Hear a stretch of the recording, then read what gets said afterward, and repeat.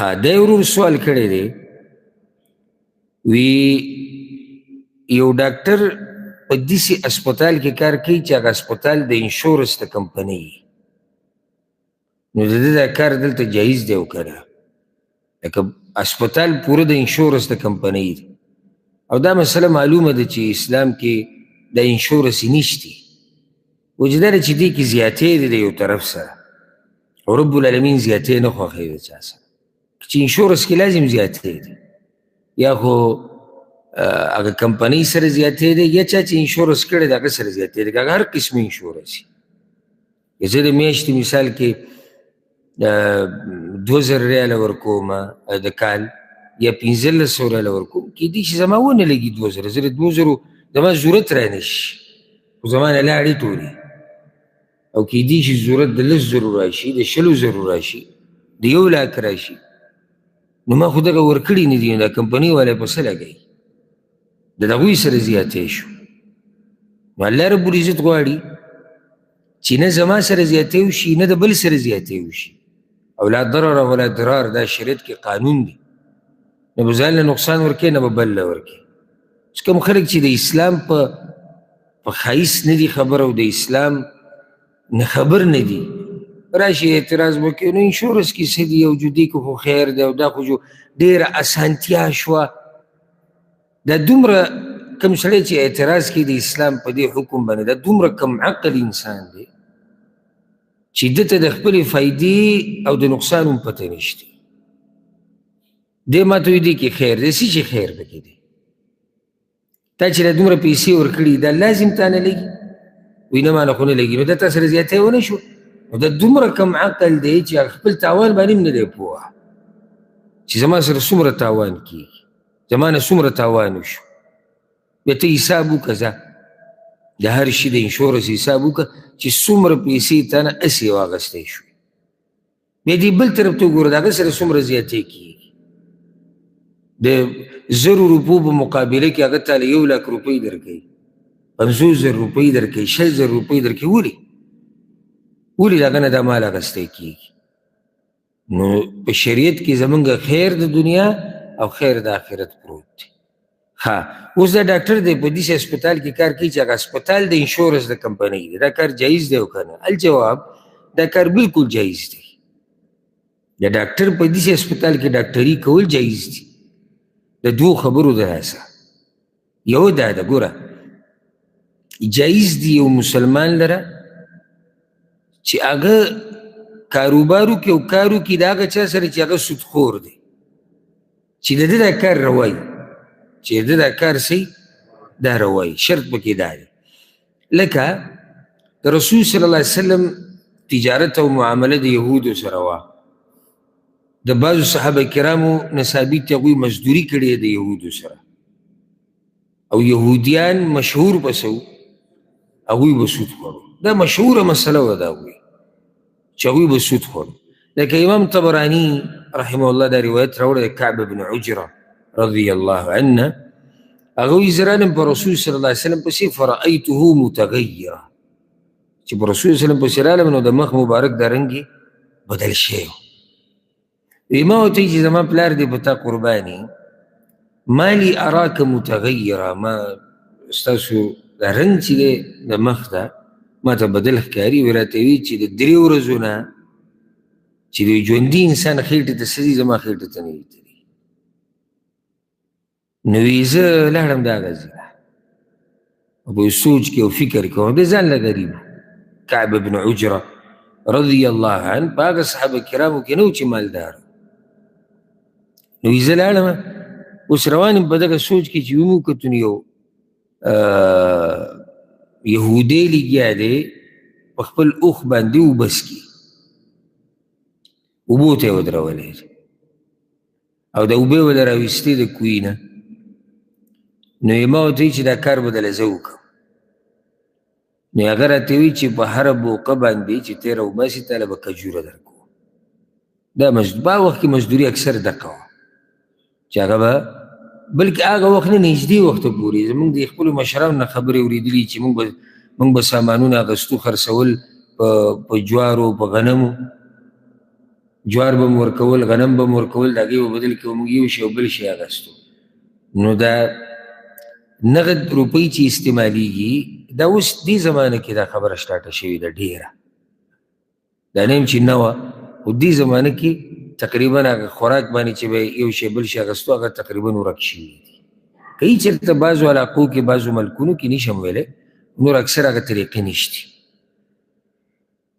نو بیا یو څو کجورې مې جمع کړې، فاتیت به النبي صلی الله علیه وسلم، امر رسول صلی الله علیه وسلم وی راته وی چې من این لک یا کعب، دا تا د کوم ځای نه راوړې؟ وی ما ورته خپله خبره ټوله وکړه.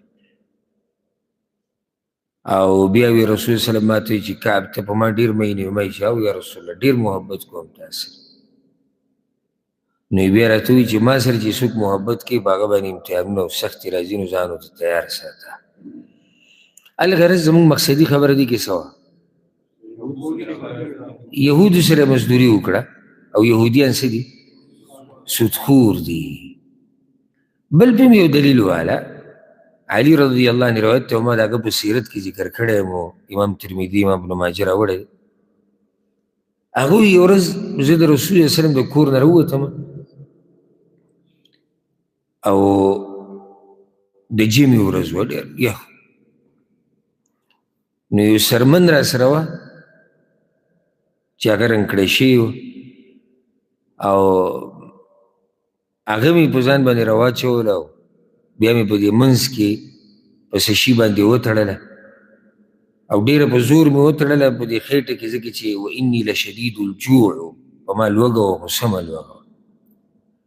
او که د رسول صلی الله علیه وسلم کور کې څه ما به ترې خوړلي وو، خو هلته ما څه ونه موندو. نو بهر ته ووتم، ما چې ځان له به څه خوراک را پیدا کړم. فمررت بیهودي، یهودی مې ولیدو، نو هغه لګیا دی په دې خپل پټي کې، او اوبه راوباسي د دې کوهي نه.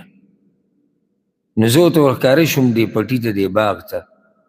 وی راته وی چې ما لکه یا عربي، بانډچي ته دلته څه کوي؟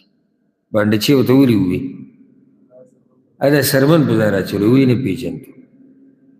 بانډچي وی ته دلته څه کوي؟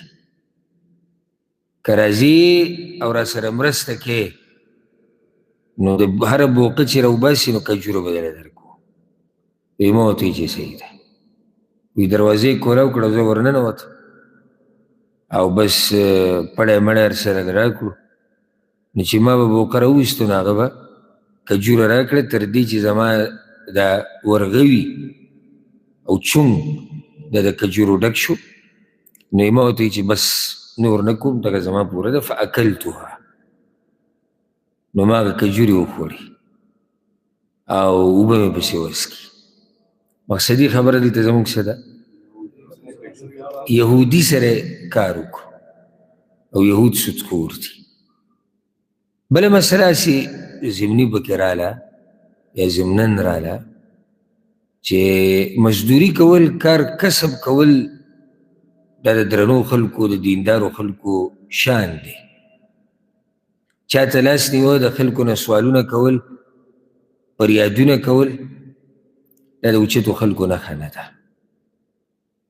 نو ځکه کار کسب، په دې به چېرته ځان کمزوری نه ګڼي چې یاره زه مزدوري کوم، او زه پلانی کار کوم. زه الله موږ د رسول صلی الله علیه وسلم د صحابه کرامو نه څه اوچت خلک نه یو، که انبیاو مزدوریانې کړي دي، او د نارینه د ذمواري د الله نه بعد چې دی بچول، او هغه څوک چې د ده په غاړې ذمواري د هغوی له رزق را پیدا کړي، د نارینهو ذمواري ده. د ده سره دا مزه کوي، ګوره خوند ورسره کوي. کار کسب دا خوند کوي. که سړی ډېر هم غریب وي که نه، او د ورځې یو روپۍ دوه ځان لره پیدا کوي، نو په دې باندې د ډېر مزېدار ښکاري، ډېر ښه پې ښکاري.